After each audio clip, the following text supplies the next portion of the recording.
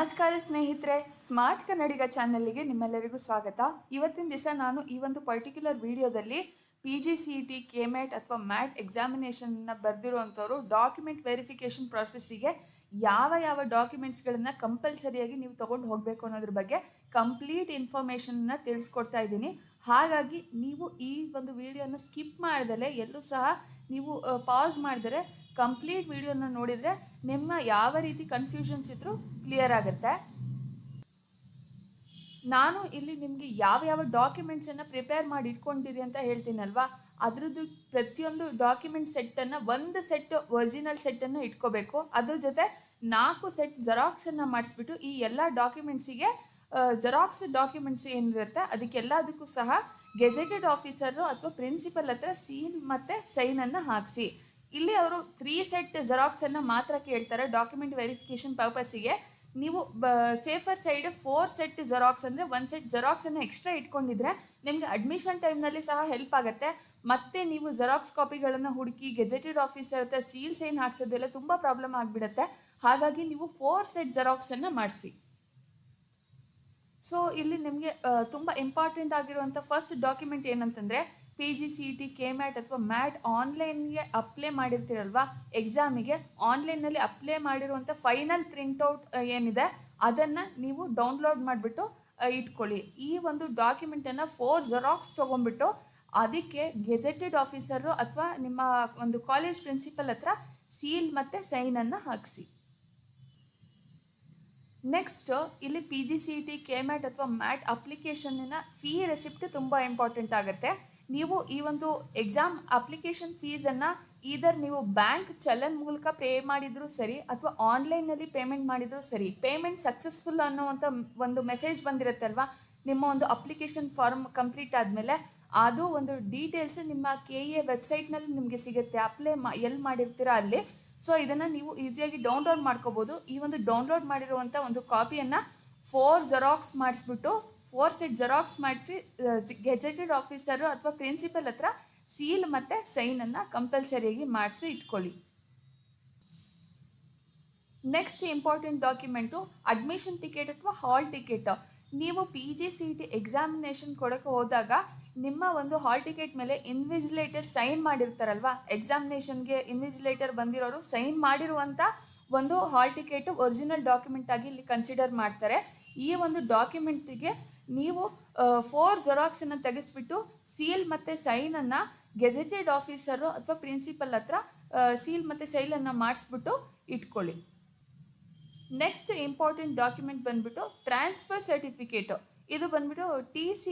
ನೀವು ಇವಾಗ ಕರೆಂಟ್ಲಿ ಯಾವ ಒಂದು ಕಾಲೇಜಿಂದ ಗ್ರ್ಯಾಜುಯೇಟ್ ಆಗಿರ್ತೀರಲ್ವ, ನಿಮ್ಮ ಡಿಗ್ರಿಯನ್ನು ಕಂಪ್ಲೀಟ್ ಮಾಡಿರುವಂಥ ಕಾಲೇಜಿಂದ TCಗೆ ಅಪ್ಲೈ ಮಾಡಿ TC ಬೇಕು ಅಂತ ಕೇಳಿ ಕೆಲವೊಂದು ಕಾಲೇಜ್ನಲ್ಲಿ ಡಿಲೇ ಮಾಡ್ತಾರೆ. ಸೊ ಈ ಒಂದು ಡಿಲೇ ಮಾಡೋದ್ರಿಂದ ನಿಮ್ಮ ಡಾಕ್ಯುಮೆಂಟ್ ವೆರಿಫಿಕೇಷನ್ ಪರ್ಪಸ್ಸಿಗೆ ಪ್ರಾಬ್ಲಮ್ ಆಗ್ಬೋದು. ಹಾಗಾಗಿ ಆದಷ್ಟು ಬೇಗ ನಿಮ್ಮ ಕಾಲೇಜ್ಗೆ ಹೋಗ್ಬಿಟ್ಟು TCಗೆ ಅಪ್ಲೈ ಮಾಡಿ ಬನ್ನಿ. ಈ ಒಂದು TC ಒರಿಜಿನಲ್ ಡಾಕ್ಯುಮೆಂಟ್ ಏನಿದೆ ಅದನ್ನು ಕೂಡ 4 ಜೆರಾಕ್ಸ್ ಮಾಡಿಸ್ಬಿಟ್ಟು ಇದಕ್ಕೆ ಗೆಜೆಟೆಡ್ ಆಫೀಸರು ಅಥವಾ ಪ್ರಿನ್ಸಿಪಲ್ ಹತ್ರ ಸೀಲ್ ಮತ್ತು ಸೈನನ್ನು ಹಾಕಿಸಿ ಇಟ್ಕೊಳ್ಳಿ.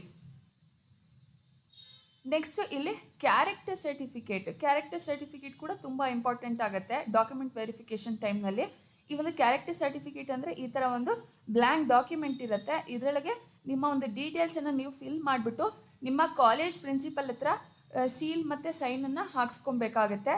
ಈ ಒಂದು ಪರ್ಟಿಕ್ಯುಲರ್ ಡಾಕ್ಯುಮೆಂಟಿನ PDF ನಾನು ಡಿಸ್ಕ್ರಿಪ್ಷನ್ ಬಾಕ್ಸ್ನಲ್ಲಿ ಮತ್ತು ಕಮೆಂಟ್ ಸೆಕ್ಷನಲ್ಲಿ ಹಾಕಿರ್ತೀನಿ.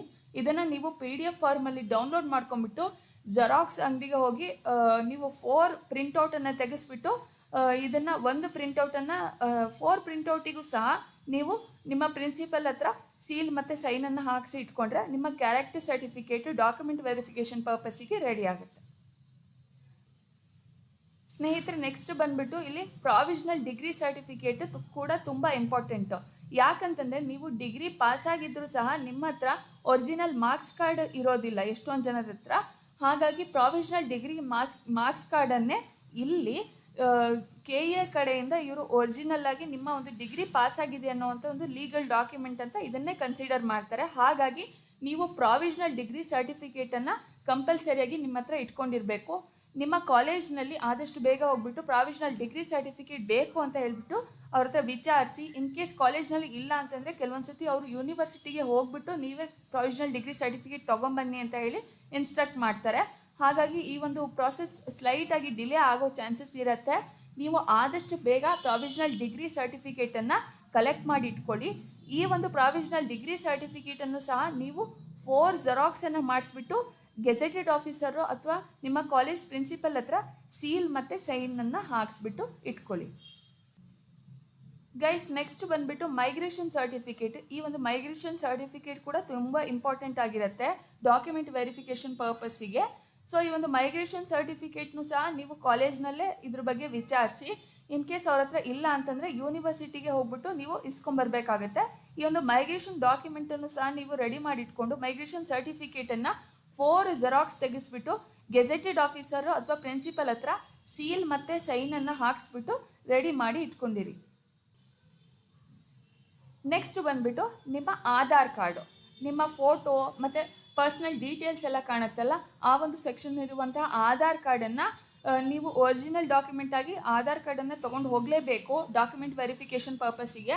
ಅದರ ಜೊತೆಗೆ ಈ ಒಂದು ಒರಿಜಿನಲ್ ಆಧಾರ್ ಕಾರ್ಡನ್ನು 4 ಜೆರಾಕ್ಸ್ ಮಾಡಿಸ್ಬಿಟ್ಟು ಅದಕ್ಕೆ ಗೆಜೆಟೆಡ್ ಆಫೀಸರು ಅಥವಾ ಪ್ರಿನ್ಸಿಪಲ್ ಹತ್ರ ಸೀಲ್ ಮತ್ತು ಸೈನನ್ನು ಹಾಕ್ಸ್ಬಿಟ್ಟು ಇಟ್ಕೊಳ್ಳಿ. ಗೈಸ್, ನೆಕ್ಸ್ಟ್ ಇದು ತುಂಬ ಇಂಪಾರ್ಟೆಂಟು. ನೀವು ಕರ್ನಾಟಕದಲ್ಲಿ ಮಿನಿಮಮ್ 10 ಇಯರ್ಸ್ ಓದಿದ್ದೀರಾ ಅಂತ ನಿಮಗೆ ಒಂದು ಡೀಟೇಲ್ಸನ್ನು ತೋರಿಸ್ಬೇಕಾಗತ್ತಲ್ವಾ, ಪ್ರೂಫನ್ನು. ಸೊ ಅದಕ್ಕೋಸ್ಕರ ಈ ಒಂದು ಸ್ಟಡಿ ಸರ್ಟಿಫಿಕೇಟ್ ಕೂಡ ತುಂಬ ಇಂಪಾರ್ಟೆಂಟ್ ಆಗಿರುತ್ತೆ. ಈ ಪರ್ಟಿಕ್ಯುಲರ್ ಕೈಂಡ್ ಆಫ್ ಸ್ಟಡಿ ಸರ್ಟಿಫಿಕೇಟನ್ನು ಇಲ್ಲಿ ಕಾಣಿಸ್ತಾ ಇದೆಯಲ್ವಾ ನಿಮಗೆ, ಈ ಒಂದು ಡಿಗ್ರಿ ರಿಲೇಟೆಡ್ ಸ್ಟಡಿ ಸರ್ಟಿಫಿಕೇಟನ್ನು ಸಹ ನಾನು PDF ಅನ್ನು ಇಲ್ಲಿ ಡಿಸ್ಕ್ರಿಪ್ಷನ್ ಬಾಕ್ಸ್ನಲ್ಲಿ ಮತ್ತು ಕಮೆಂಟ್ ಸೆಕ್ಷನಲ್ಲಿ ಹಾಕಿರ್ತೀನಿ. ಇದನ್ನು PDF ಆಗಿ ನೀವು ಡೌನ್ಲೋಡ್ ಮಾಡ್ಕೊಂಬಿಟ್ಟು ಜೆರಾಕ್ಸ್ ಶಾಪ್ನಲ್ಲಿ ನೀವು 4 ಕಾಪೀಸನ್ನು ತೊಗೊಂಬಿಟ್ಟು ಅದಕ್ಕೂ ಸಹ ನಿಮ್ಮ ಪ್ರಿನ್ಸಿಪಲ್ ಹತ್ರ ಸೀಲ್ ಮತ್ತು ಸೈನನ್ನು ಹಾಕ್ಸ್ಕೊಳ್ಳಿ. ಸೊ ಇಲ್ಲಿ ಬಂದುಬಿಟ್ಟು ನಿಮ್ಮ ಸ್ಟಡಿ ಸರ್ಟಿಫಿಕೇಟ್ನಲ್ಲಿ ಈ ಒಂದು ಡಿಗ್ರಿ ಕಾಲೇಜ್ ಕಡೆಯಿಂದ ಕೊಡೋದಕ್ಕೆ ನೀವು ಆಲ್ರೆಡಿ 3 ಇಯರ್ಸ್ ಕರ್ನಾಟಕದಲ್ಲಿ ಓದಿದ್ದೀರಾ ಅನ್ನೋ ಒಂದು ಪ್ರೂಫು ಬಂತು. ನೆಕ್ಸ್ಟು +7 ಇಯರ್ಸ್ ಕರ್ನಾಟಕದಲ್ಲೇ ಓದಿದ್ದೀರಾ ಅನ್ನೋ ಒಂದು ಲೀಗಲ್ ಡಾಕ್ಯುಮೆಂಟಿಗೆ ಪ್ರೋಫಾರ್ಮಾ ಆಫ್ ಸ್ಟಡಿ ಸರ್ಟಿಫಿಕೇಟ್ ಅನ್ನೋ ಒಂದು ಈ ಥರ ಒಂದು ಡಾಕ್ಯುಮೆಂಟನ್ನು ಸಹ ನಾನು PDF ಫಾರ್ಮ್ನಲ್ಲಿ ಇರುವಂಥ ಡಾಕ್ಯುಮೆಂಟನ್ನು ಡಿಸ್ಕ್ರಿಪ್ಷನ್ ಬಾಕ್ಸ್ನಲ್ಲಿ ಮತ್ತು ಕಮೆಂಟ್ ಸೆಕ್ಷನ್ನಲ್ಲಿ ಹಾಕಿರ್ತೀನಿ. ಇದನ್ನು ಸಹ ಡೌನ್ಲೋಡ್ ಮಾಡಿಸಿ 4 ಕಾಪಿಯನ್ನು ಡೌನ್ಲೋಡ್ ಮಾಡಿ ಜೆರಾಕ್ಸ್ ತೊಗೊಂಬಿಟ್ಟು ಗೆಜೆಟೆಡ್ ಆಫೀಸರ್ ಹತ್ರ ಅಥವಾ ಪ್ರಿನ್ಸಿಪಲ್ ಹತ್ರ ಕೂಡ ಸೀಲ್ ಮತ್ತು ಸೈನನ್ನು ಹಾಕಿಸ್ಬೇಕು. ಅದ್ರ ಜೊತೆಗೆ BEO ಇರ್ತಾರಲ್ಲ, BEO DDPI ಯಾರಿರ್ತಾರೆ ಅವ್ರ ಹತ್ರನೂ ಸಹ ಇಲ್ಲಿ ಸೀಲ್ ಮತ್ತು ಸೈನನ್ನು ಹಾಕಿಸ್ಬೇಕು. ಇಬ್ಬರದು ಸೀಲ್ ಮತ್ತು ಸೈನು ತುಂಬ ಇಂಪಾರ್ಟೆಂಟ್ ಆಗುತ್ತೆ. ಇಲ್ಲಿ ನೀವು ಈ ಒಂದು ಪ್ರೊಫಾರ್ಮಾ ಆಫ್ ಸ್ಟಡಿ ಸರ್ಟಿಫಿಕೇಟನ್ನು ಫಿಲ್ ಮಾಡೋದು ಯಾಕೆ ಅಂತಂದರೆ, 1st ಸ್ಟ್ಯಾಂಡರ್ಡಿಂದ 10th ಸ್ಟ್ಯಾಂಡರ್ಡ್ ತನಕ ಒಂದು ಕಡೆ ಓದಿದರೆ ಅದನ್ನು ಸಹ ಮಾಡ್ಬೋದು. 1st to 12th ಕಂಪ್ಲೀಟಾಗಿ ನೀವು ಎಲ್ಲ ಒಂದು ಡಿಫ್ರೆಂಟ್ ಸ್ಕೂಲ್ಸ್ಗಳಲ್ಲಿ ಓದಿದ್ದೀರಾ ಅಂತಂದರೆ ನೀವು 4 to 5 ಕಾಪೀಸನ್ನು ಇಟ್ಕೊಂಡ್ಬಿಟ್ಟು ಪ್ರತಿಯೊಂದು ಸ್ಕೂಲಲ್ಲಿ ನೀವೆಲ್ಲ ಓದಿರ್ತೀರ ಅಲ್ಲಿಗೆಲ್ಲ ಹೋಗ್ಬಿಟ್ಟು ನೀವು ಫಿಲ್ಅಪ್ ಮಾಡಿ ಅಲ್ಲಿ ಇರುವಂಥ ಒಂದು ಪ್ರಿನ್ಸಿಪಲ್ ಯಾರಿರ್ತಾರೆ, ಸ್ಕೂಲ್ ಪ್ರಿನ್ಸಿಪಲ್ಲು, ಅವ್ರ ಹತ್ರ ಹೋಗಿ ಸೀಲ್ ಮತ್ತು ಸೈನನ್ನು ಹಾಕ್ಸ್ಕೊಂಬರ್ಬೋದು. ಇದರಿಂದ ನೀವು ಕರ್ನಾಟಕದಲ್ಲಿ ಕಂಪ್ಲೀಟಾಗಿ ಮಿನಿಮಮ್ ಇಷ್ಟು ಇಯರ್ಸ್ KA ಅವರು ಏನು ಕೇಳಿದಾರಲ್ವಾ, 3 + 7 ಇಯರ್ಸ್ ಕರ್ನಾಟಕದಲ್ಲಿ ಓದಿರುವಂಥ ಒಂದು ಡಾಕ್ಯುಮೆಂಟ್ ಇಲ್ಲಿ ಕಂಪ್ಲೀಟ್ ಆಗುತ್ತೆ.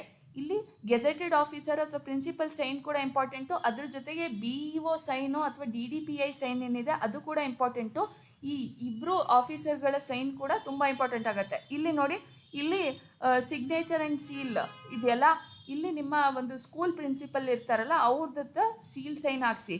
ಇಲ್ಲಿ ಕೆಳಗಡೆ BEO ಅಥವಾ DDPI ಸೈನ್ ಮತ್ತು ಸೀಲನ್ನು ಇಲ್ಲಿ ಹಾಕಿಸ್ಬೇಕಾಗತ್ತೆ. ಸೊ ಈ ಒಂದು ಡಾಕ್ಯುಮೆಂಟ್ ಕೂಡ ತುಂಬ ಇಂಪಾರ್ಟೆಂಟ್ ಆಗಿದೆ ಗೈಸ್. ನೆಕ್ಸ್ಟ್ ಬಂದುಬಿಟ್ಟು ಇನ್ಕಮ್ ಸರ್ಟಿಫಿಕೇಟ್ ನಿಮಗೆ ಅಪ್ಲಿಕೇಬಲ್ ಆದರೆ ನಿಮ್ಮ ಹತ್ರ ಇದ್ದರೆ ಮಾತ್ರ ಇದನ್ನು ಕೂಡ ನೀವು ಒರಿಜಿನಲ್ ಡಾಕ್ಯುಮೆಂಟನ್ನು ಒಂದು ತೊಗೊಂಡು ಹೋಗ್ತೀರಾ. ಅದ್ರ ಜೊತೆಗೆ ಈ ಒಂದು ಒರಿಜಿನಲ್ ಇನ್ಕಮ್ ಸರ್ಟಿಫಿಕೇಟನ್ನು 4 ಸೆಟ್ ಜೆರಾಕ್ಸ್ ಮಾಡಿಸ್ಬಿಟ್ಟು ಗೆಜೆಟೆಡ್ ಆಫೀಸರ್ ಅಥವಾ ಪ್ರಿನ್ಸಿಪಲ್ ಹತ್ರ ಸೀಲ್ ಮತ್ತು ಸೈನನ್ನು ಹಾಕಿಸಿ ಇಟ್ಕೊಬೇಕು. ಅಪ್ಲಿಕೇಬಲ್ ಇದ್ದರೆ ಮಾತ್ರ. ಎಲ್ಲರಿಗೂ ಏನು ಅಪ್ಲಿಕೇಬಲ್ ಇಲ್ಲ. ನಿಮ್ಮ ಹತ್ರ ಇನ್ಕಮ್ ಸರ್ಟಿಫಿಕೇಟ್ ಇಲ್ಲ ಅಂತಂದರೆ ಈ ಒಂದು ಸೆಕ್ಷನನ್ನು ಸ್ಕಿಪ್ ಮಾಡ್ಬೋದು. ನೆಕ್ಸ್ಟ್ ಕ್ಯಾಶ್ ಸರ್ಟಿಫಿಕೇಟು, ಇದು ನಿಮಗೆ ಅಪ್ಲಿಕೇಬಲ್ ಇದ್ದರೆ ಮಾತ್ರ ನೀವು ಕ್ಯಾಶ್ ಸರ್ಟಿಫಿಕೇಟನ್ನು ಒರಿಜಿನಲ್ ಡಾಕ್ಯುಮೆಂಟ್ ಏನಿದೆ ಅದನ್ನು 4 ಜೆರಾಕ್ಸ್ ಮಾಡಿಸ್ಬಿಟ್ಟು ಗೆಜೆಟೆಡ್ ಆಫೀಸರ್ ಅಥವಾ ಪ್ರಿನ್ಸಿಪಲ್ ಹತ್ರ ಸೀಲ್ ಮತ್ತು ಸೈನನ್ನು ಎಲ್ಲ ಒಂದು ಡಾಕ್ಯುಮೆಂಟ್ಸ್ಗಳಿಗೂ ಹಾಕಿಸಿ ಇಟ್ಕೋಬೇಕು. ನಿಮ್ಮ ಹತ್ರ ಕ್ಯಾಸ್ಟ್ ಸರ್ಟಿಫಿಕೇಟ್ ಇಲ್ಲ, ಅಪ್ಲಿಕೇಬಲ್ ಆಗಲ್ಲ ಅಂತಂದರೆ ನೀವು ಕ್ಯಾಸ್ಟ್ ಸರ್ಟಿಫಿಕೇಟ್ ಬಗ್ಗೆ ತಲೆ ಕೆಡಿಸ್ಕೊಳ್ಳೋ ಅಂಥ ಅವಶ್ಯಕತೆ ಇಲ್ಲ. ಗೈಸ್ ಇಲ್ಲಿ ನೆಕ್ಸ್ಟ್ ಬಂದುಬಿಟ್ಟು ಪಾಸ್ಪೋರ್ಟ್ ಸೈಜ್ ಫೋಟೋ, ಕಲರ್ ಫೋಟೋವನ್ನು ಪಾಸ್ಪೋರ್ಟ್ ಸೈಜ್ ಫೋಟೋ ಇಲ್ಲಿ ಬೇಕಾಗುತ್ತೆ. ರೀಸೆಂಟ್ ಪಾಸ್ಪೋರ್ಟ್ ಸೈಜ್ ಫೋಟೋ ಬೇಕು ಅಂತ ಇಲ್ಲಿ ಮೆನ್ಷನ್ ಮಾಡಿರ್ತಾರೆ. ಇಲ್ಲಿ ನಿಮ್ಮ 4 ಪಾಸ್ಪೋರ್ಟ್ ಸೈಜ್ ಫೋಟೋ ಕೇಳ್ತಾರೆ ಡಾಕ್ಯುಮೆಂಟ್ ವೆರಿಫಿಕೇಷನ್ ಟೈಮ್ನಲ್ಲಿ. ನೀವು ಕಂಪ್ಲೀಟಾಗಿ KA ಪ್ರೋಸೆಸ್ ಕಂಪ್ಲೀಟ್ ಆಗೋತ್ತಿಗೆ ನಿಮ್ಮ ಕಾಲೇಜ್ ಅಡ್ಮಿಷನ್ನು ಪ್ರತಿಯೊಂದು ಸೇರಿ ನಿಮ್ಮ ಹತ್ರ ಮ್ಯಾಕ್ಸಿಮಮ್ ಒಂದು 10 ಫೋಟೋನ ನೀವು ನಿಮ್ಮ ಹತ್ರ ಇಟ್ಕೊಂಡಿದ್ರೆ ನಿಮ್ಮ ಕಾಲೇಜ್ ಅಡ್ಮಿಷನ್ನು ಅಥವಾ ಬೇರೆ ಯಾವುದೇ ಒಂದು ವಿಷಯಕ್ಕೋಸ್ಕರ ನಿಮಗೆ ತುಂಬ ಹೆಲ್ಪ್ ಆಗುತ್ತೆ. ಪದೇ ಪದೇ ನೀವು ಡಾಕ್ಯುಮೆಂಟ್ಸ್ನ ಹುಡ್ಕೋ ಥರ ಮಾಡ್ಕೋಬೇಡಿ. 10 ಪಾಸ್ಪೋರ್ಟ್ ಸೈಜ್ ಫೋಟೋ, ಕಲರ್ ಫೋಟೋಗಳನ್ನು ನಿಮ್ಮ ಹತ್ರ ಸ್ಟೋರ್ ಮಾಡಿ ಇಟ್ಕೊಂಡಿರಿ. ನೆಕ್ಸ್ಟ್ ಬಂದು ನಿಮ್ಮ SSLC ಮಾರ್ಕ್ಸ್ ಕಾರ್ಡ್. ಈ ಒಂದು SSLC marks card, original marks ಕಾರ್ಡನ್ನು ಸಹ ನೀವು ಡಾಕ್ಯುಮೆಂಟ್ ವೆರಿಫಿಕೇಷನ್ ಟೈಮ್ನಲ್ಲಿ ತೊಗೊಂಡೋಗ್ಬೇಕು.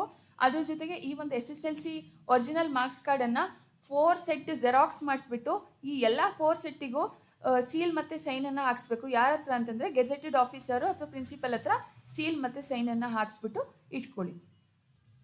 ನೆಕ್ಸ್ಟ್ ನಿಮ್ಮ PUC ಮಾರ್ಕ್ಸ್ ಕಾರ್ಡ್ ಏನಿದೆ ಅದನ್ನು ಸಹ ಇದೇ ರೀತಿ ಒರಿಜಿನಲ್ PUC ಮಾರ್ಕ್ಸ್ ಕಾರ್ಡನ್ನು ಡಾಕ್ಯುಮೆಂಟ್ ವೆರಿಫಿಕೇಷನ್ ಟೈಮ್ನಲ್ಲಿ ತೊಗೊಂಡು ಹೋಗಿರಿ. 4 ಸೆಟ್ PUC ಮಾರ್ಕ್ಸ್ ಕಾರ್ಡನ್ನು ಜೆರಾಕ್ಸ್ ಮಾಡಿಸ್ಬಿಟ್ಟು ಇದೆಲ್ಲದಕ್ಕೂ ಸಹ ಗೆಜೆಟೆಡ್ ಆಫೀಸರು ಅಥವಾ ಪ್ರಿನ್ಸಿಪಲ್ ಹತ್ರ ಸೀಲ್ ಮತ್ತು ಸೈನನ್ನು ಹಾಕ್ಸಿರಿ.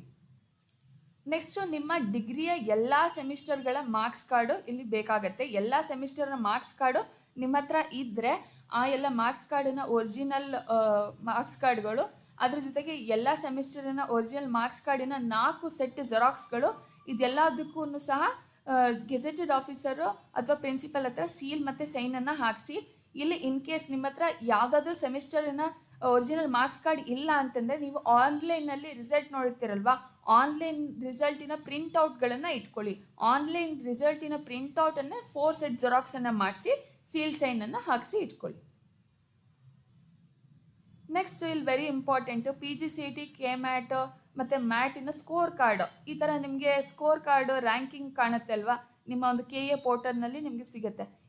ಸ್ಕೋರ್ ಕಾರ್ಡು ಮತ್ತು ರ್ಯಾಂಕಿಂಗನ್ನ ನೀವು ಡೌನ್ಲೋಡ್ ಮಾಡಿಬಿಟ್ಟು 4 ಸೆಟ್ಟಿನ ಜೆರಾಕ್ಸ್ ತೆಗೆಸಿ ಗೆಜೆಟೆಡ್ ಆಫೀಸರು ಅಥವಾ ಪ್ರಿನ್ಸಿಪಲ್ ಹತ್ರ ಸೀಲ್ ಮತ್ತು ಸೈನನ್ನು ಹಾಕಿಸಿ ಇಟ್ಕೊಳ್ಳಿ. ನೆಕ್ಸ್ಟು ಇಲ್ಲಿ ಇನ್ ಕೇಸ್ ಹೈದ್ರಾಬಾದ್ ಕರ್ನಾಟಕ ಕಡೆಯಿಂದ ಇರುವಂಥ ಸ್ಟೂಡೆಂಟ್ಸ್ಗಳಿಗೆ ಹೈದ್ರಾಬಾದ್ ಕರ್ನಾಟಕ ಸರ್ಟಿಫಿಕೇಟ್ ಸಿಕ್ಕಿರುತ್ತೆ ಎಷ್ಟೊಂದು ಜನಕ್ಕೆ. ಸೊ ಇದು ನಿಮಗೆ ಅಪ್ಲಿಕೇಬಲ್ ಆದರೆ ಈ ಒಂದು ಡಾಕ್ಯುಮೆಂಟಿನ ಒರಿಜಿನಲ್ ಡಾಕ್ಯುಮೆಂಟ್ ಏನಿದೆ ಅದನ್ನು ಸಹ ಡಾಕ್ಯುಮೆಂಟ್ ವೆರಿಫಿಕೇಷನ್ಗೆ ತೊಗೊಂಡೋಗಿ ಅದ್ರ ಜೊತೆಗೆ ಈ ಒಂದು ಒರಿಜಿನಲ್ ಡಾಕ್ಯುಮೆಂಟಿನ 4 ಸೆಟ್ ಜೆರಾಕ್ಸ್ ಮಾಡಿಸ್ಕೊಂಡ್ಬಿಟ್ಟು ಗೆಜೆಟೆಡ್ ಆಫೀಸರು ಅಥವಾ ಪ್ರಿನ್ಸಿಪಲ್ ಹತ್ರ ಸೀಲ್ ಮತ್ತು ಸೈನನ್ನು ಹಾಕಿಸ್ಬಿಟ್ಟು ಇಟ್ಕೊಳ್ಳಿ. ನೆಕ್ಸ್ಟ್ ಗೈಸ್, ಇದು ಸ್ಪೆಷಲ್ ಕ್ಯಾಟಗರಿ ಕೋಟಾ ಅಂತ ಹೇಳಿ NCC, sports, PH, defence, ex defence, central armed force ಅಥವಾ ex central armed police force, ಇದು ಯಾವುದಲ್ಲಾದರೂ ನಿಮಗೆ ಒರಿಜಿನಲ್ ಅಕ್ನಾಲೇಜ್ಮೆಂಟ್ ಸಿಕ್ಕಿದರೆ KA ಕಡೆಯಿಂದ ಆ ಒಂದು ಡಾಕ್ಯುಮೆಂಟನ್ನು ಸಹ ನೀವು ಒರಿಜಿನಲ್ ಡಾಕ್ಯುಮೆಂಟ್ ಜೊತೆ 4 ಸೆಟ್ ಜೆರಾಕ್ಸಿಗೆ ಸೀಲ್ ಮತ್ತು ಸೈನನ್ನು ಗೆಜೆಟೆಡ್ ಆಫೀಸರ್ ಅಥವಾ ಪ್ರಿನ್ಸಿಪಲ್ ಹತ್ರ ಹಾಕಿಸ್ಬಿಟ್ಟು ನೀವು ಈ ಒಂದು ಡಾಕ್ಯುಮೆಂಟನ್ನು ಸಹ ನೀವು ತೊಗೊಂಡು ಹೋಗಬೇಕಾಗತ್ತೆ. ಡಾಕ್ಯುಮೆಂಟ್ ವೆರಿಫಿಕೇಷನ್ ಟೈಮ್ನಲ್ಲಿ ನಿಮಗೆ ಇದು ಅಪ್ಲಿಕೇಬಲ್ ಆದರೆ ಮಾತ್ರ, ಇಲ್ಲ ಅಂತಂದರೆ ನಿಮಗೆ ಇದು ಅಪ್ಲಿಕೇಬಲ್ ಆಗಿಲ್ಲ ಅಂತಂದರೆ ಈ ಒಂದು ಡಾಕ್ಯುಮೆಂಟಿನ ಅವಶ್ಯಕತೆ ಇಲ್ಲ. ಸ್ನೇಹಿತರೆ, ಇದೇ ರೀತಿ ನಿಮಗೆ ಹಲವಷ್ಟು ಜಾಬ್ಸ್ಗಳ ಮಾಹಿತಿ ಇರ್ಬೋದು ಅಥವಾ ಇಂಟರ್ನ್ಶಿಪ್ಸ್ಗಳ ಮಾಹಿತಿ ಇರ್ಬೋದು ಅಥವಾ KA ರಿಲೇಟೆಡ್ ಅಪ್ಡೇಟ್ಸ್ ಇರ್ಬೋದು, ಇದೆಲ್ಲದ್ರ ಬಗ್ಗೆನೂ ಈ ಒಂದು ನಮ್ಮ ಸ್ಮಾರ್ಟ್ ಕನ್ನಡಿಗ ಚಾನಲಲ್ಲಿ ನಿಮಗೆ ಒಳ್ಳೆ ಮಾಹಿತಿಗಳು ಸಿಗ್ತಾ ಹೋಗುತ್ತೆ. ಹಾಗಾಗಿ ಈ ಒಂದು ಸ್ಮಾರ್ಟ್ ಕನ್ನಡಿಗ ಚಾನಲನ್ನು ಲೈಕ್ ಮಾಡಿ, ಶೇರ್ ಮಾಡಿ ಮತ್ತು ಸಬ್ಸ್ಕ್ರೈಬ್ ಮಾಡಿ. ಧನ್ಯವಾದಗಳು.